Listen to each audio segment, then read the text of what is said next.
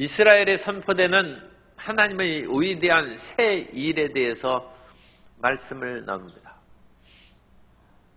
우리 예수님을 믿는 신앙은, 종교는 믿음의 종교입니다.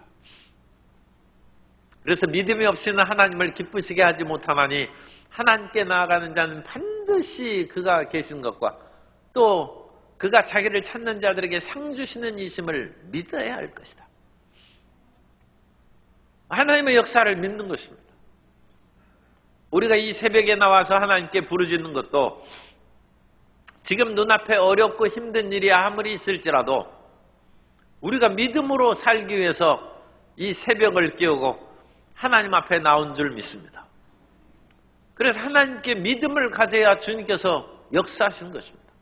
이사야 43장에서 하나님께서는 위대한 구원자이시고 너희를 그야말로 얼마나 사랑하시는지 내가 내 눈에 보배롭고 존귀하며 내가 너를 사랑하였은즉 내가 내 대신 사람들을 내어주며 백성들이 내 생명을 대신하리라.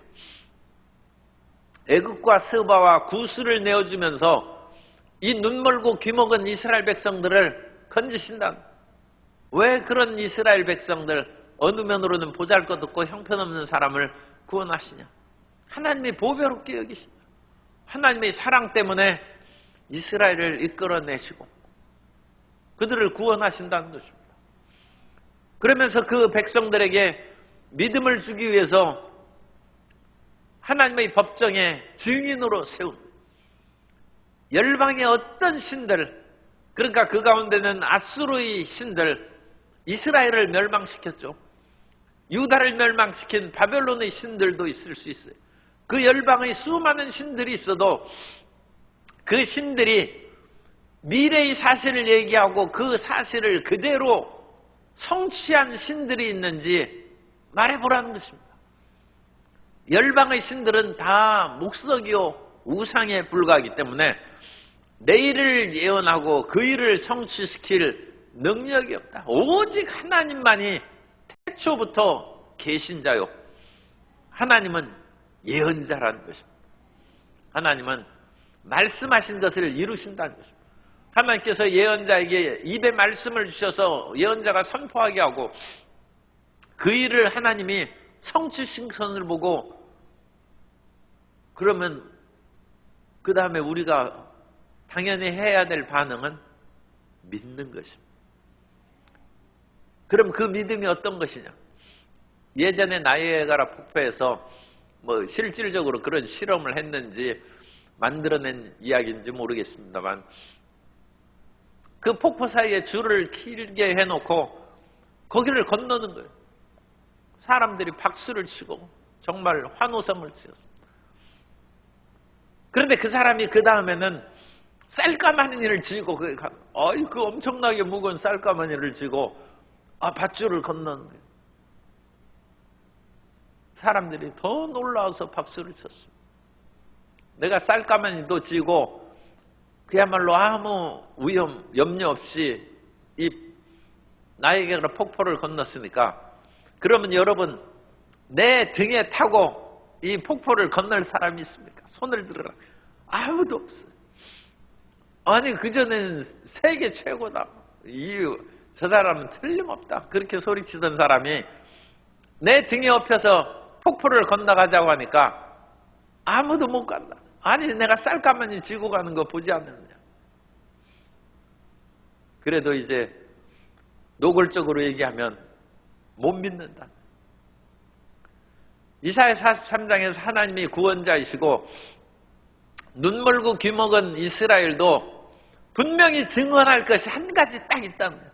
그것은 이스라엘 민족이 형성된 출애굽의 사건을 너희가 부정하지는 못할 것이 아니라 너희는 연약한 족속이요 야곱의 70명의 가족이었는데 그 가족이 크게 번성하고 번성하여서 민족을 이루어서 오늘날 너희가 있지 않아. 그 사실은 너희가 아무리 하나님의 뜻에 대해서 눈멀고 귀먹었다 할지라도 그것만은 부인할 수 없어서 하나님께서 증인으로 세우신다. 하나님은 과연 위대하시다. 그러면 오늘 43장 14절부터 21절까지 그 사실을 믿으라는 것입니다. 그 사실은 뭡니까? 너희가 지금 바벨론에서 포로로 살면서 온갖 고통을 겪고 암담한 상황에 처해 있고 또 바벨론의 지역으로부터 예루살렘까지는 너무나 먼 지역이에요. 뭐 직선거리로는 한 500km 정도 안 됩니다만 어쨌든 그 길을 가면 천리길이죠. 위로 그 사막으로는 못 가니까 북쪽으로 올라갔다가 밑으로 내려가야 되는데 고대 세계에서 그것을 걸어서 또는 낙타를 타고 간다는 것은 쉬운 일이 아니죠. 낙타값이 얼마나 비싼데 일반 백성들이 다 타고 갈 수 있겠습니까? 그러니까 그 아득한 천리길을 갈 엄두가 나지 않는 것이죠. 그런데 하나님께서 내가 이 모든 일을 행하고 출애굽의 위대한 기사와 이적을 베풀었으면 애굽에서도 너희를 이끌어냈는데 바벨론에서 너희를 이끌어내지 못하겠느냐? 너희가 아무것도 없을 때 민족을 만들고 나라를 세워줬으면 이제 너희는 사람은 있지 않느냐? 나라도 망하고 땅도 빼앗겼지만 그래도 사람은 있으니까 그 사람들을 이끌어서 다시금 민족을 재건하고 나라를 세운다는 것을 너희가 과연 믿느냐? 사람이 사업을 하다가 한 번 실패하면 재기하기가 어려운 것은 옛날에는 무일푼으로 시작해서 자수성가했는데 큰 성공을 했다가 폭삭 망해가지고 이제는 아무것도 안 나오면 옛날에는 무일푼으로 시작해서 성공했는데 이제는 모든 것을 누리다가 망한 후에는 힘이 없어, 용기가 없어 다시 일어나지 못한다는 거죠. 그런데 이순신 장군은 3번 파직을 당하고 2번 백의종군을 했어요. 그러면서도 일어나서 명랑대첩으로 왜군을 물리치고 이 나라의 안전과 평화를 가져오는 위대한 역사를 했어요. 불굴의 용기죠. 그래서 불멸의 이순신이라고. 그러면 우리가 죽어도 다시 살아난 예수님을 믿은 즉, 그걸 믿어야죠. 내가 지금 실패해서 얼마나 처참하고 어려운 지경에 처해 있는데 내가 일어날 수 있습니까? 하나님? 못 일어납니다. 그런 마음을 에스겔이 가지고 있었어요. 그래서 에스겔을 하나님께서 환상 가운데 해골골짜기로 데려가셨어요.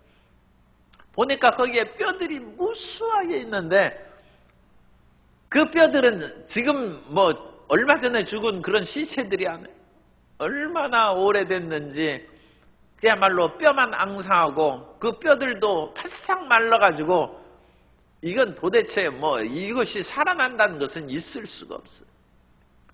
그런데 해골골짜기에서 하나님의 말씀을 선포하며 하나님의 생기가 들어가서 뼈들이 윤기가 생기고 살이 붙고 사람이 형상으로 만들어지기 시작. 하나님의 말씀을 대하며 생기가 들어가서 그들이 일어섰는데 이스라엘의 허다한 군대가 돼요. 하나님은 죽은 자를 살리시고 없는 것을 있는 것 같이 부르시는 하나님이십니다. 우리가 성경을 공부하고 과거의 모든 하나님의 행적을 자세히 읽고 그것을 마음에 새기는 까닭은 현재 처한 오늘을 우리가 이기고 내일을 창조하기 위함입니다. 그래서 이제는 이사야 지금 43장 앞에 있는 그 이틀간 우리가 공부한 그 모든 것도 중요하지만 그것보다 더 중요한 것은 내가 바벨론에서 지금 처참하게 살고 있는데 내가 너희를 해방하고 새 일을 이룰 것을 믿느냐? 그걸 묻는 거예요. 마르다에게 묻는 거예요. 지금 내 오라비가 죽은 지 나흘이 됐는데 다시 살아날 것을 내가 믿느냐? 그걸 하나님께서 말씀하신 것입니다. 하나님께서 예언하십니다. 그래서 14절과 15절은 너의 구속자요 이스라엘의 거룩한 이 야훼, 그 야훼 하나님이 바벨론의 사람을 보내어, 여기서 사람이라는 것은 군대입니다.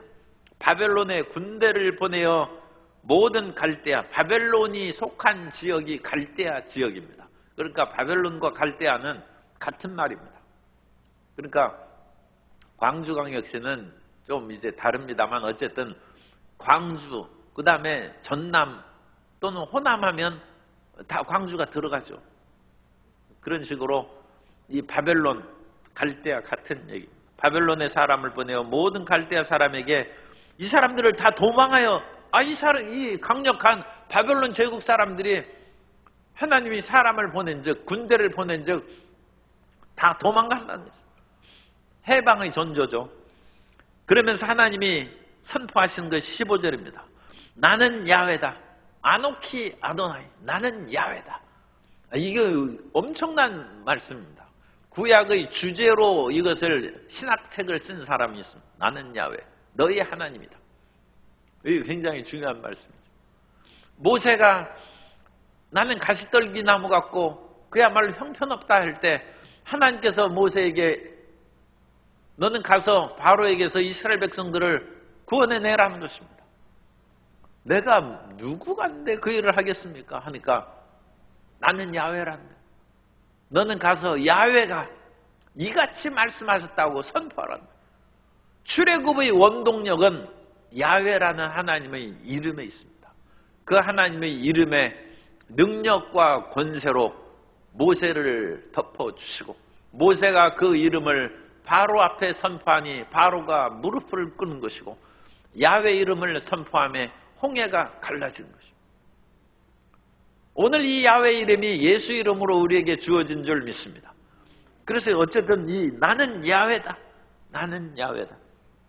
그래서 너희의 거룩한 이요.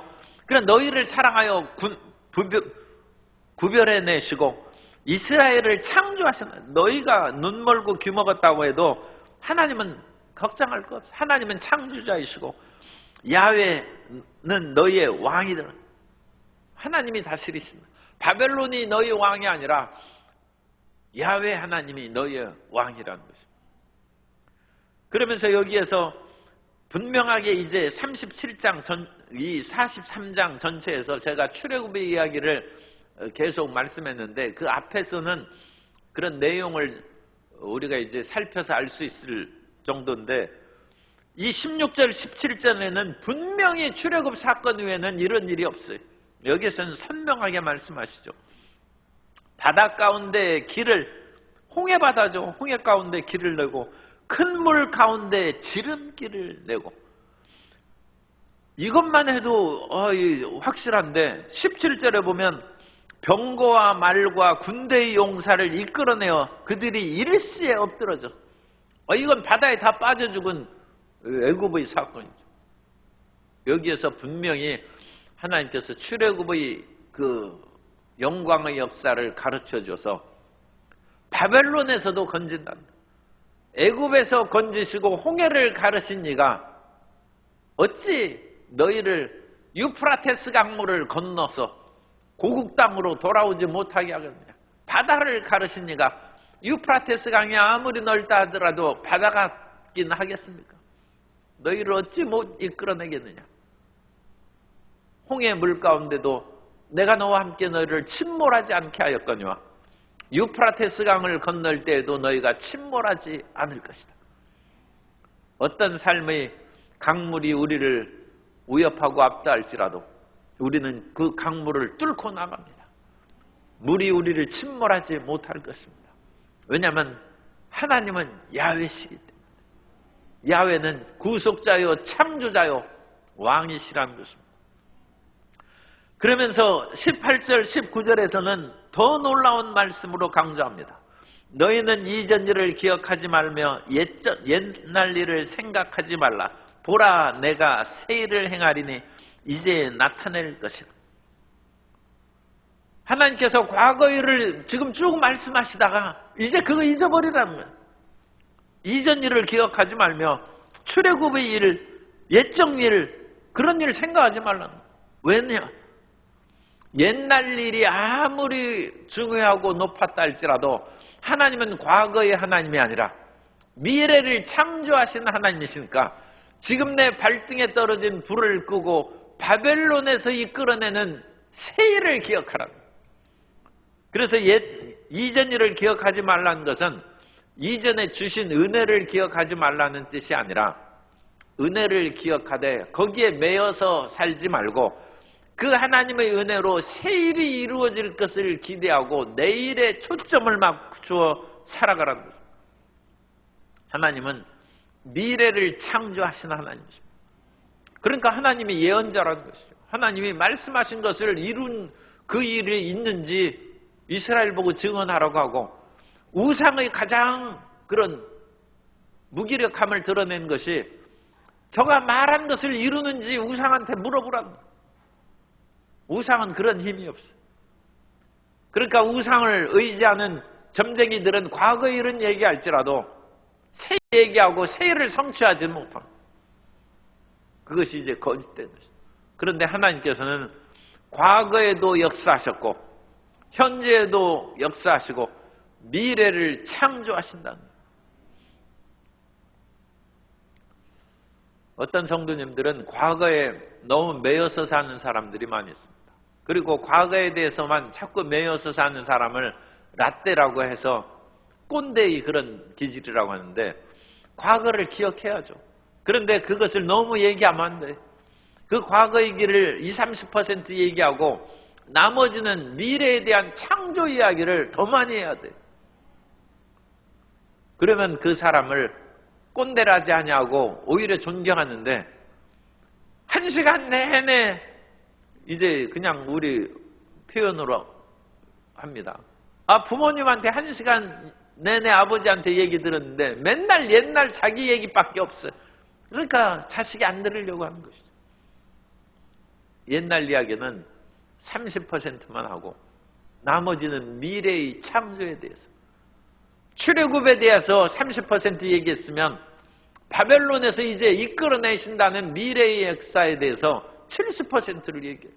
그래서 하나님이 그걸 강조하느라고 이전 일은 이제 기억하지 말라는, 거기에 몰두하지 말라는.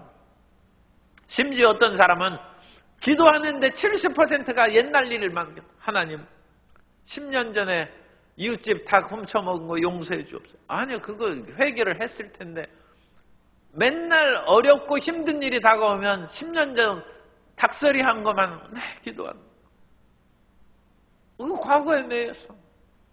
옛날에 내가 부모님에 대해서 안타깝게 여기고 공부 그렇게 하라고 했는데 공부도 안 와가지고 오늘날 내가 이 지경이 됐습니다. 인생 처참한, 맨날 과거만 생각, 이전 일을 생각하지 말라는 거예요. 주님께서는 얼마나 답답하셨으면 우리의 죄악에 대해서 우리가 회개하면 다시 기억하지 말고 미래를 창조하여 나아가라고 미가서 7장 18절 이하에 보면, 미가서 7장 18절 이하에 주와 같은 신이 어디 있으리이까? 주께서는 죄악과 그 기업의 남은 자의 허물을 사유하시며, 여기서 사유한다는 것은 생각한다는 사유가 아니라 용서한다는 사유입니다. 사유. 참 우리 한자말을 쓰는 것이죠. 그래서 낫사라는 히브리어를 쓰는데, 우리의 허물을 사유하시며 용서하시며 인애를 기뻐하심으로 진노를 오래 품지 아니하시나이다. 다시 우리를 불쌍히 여기셔서 우리의 죄악을 발로 밟으시고 우리의 모든 죄를 깊은 바다에 던지시리이다.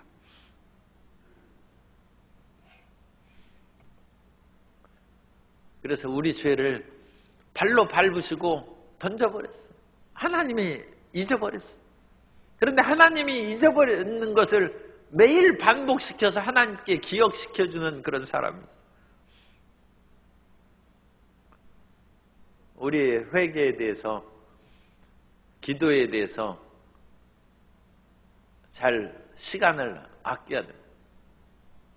회개 기도를 10번, 20번 해가지고 되는 것이 아니고 한 번 용서받았으면 하나님께서 발로 밟으시고 바다에 던져버렸었는데 그 시간에 미래의 창조의 기도를 하고 꿈과 희망의 기도를 해야지.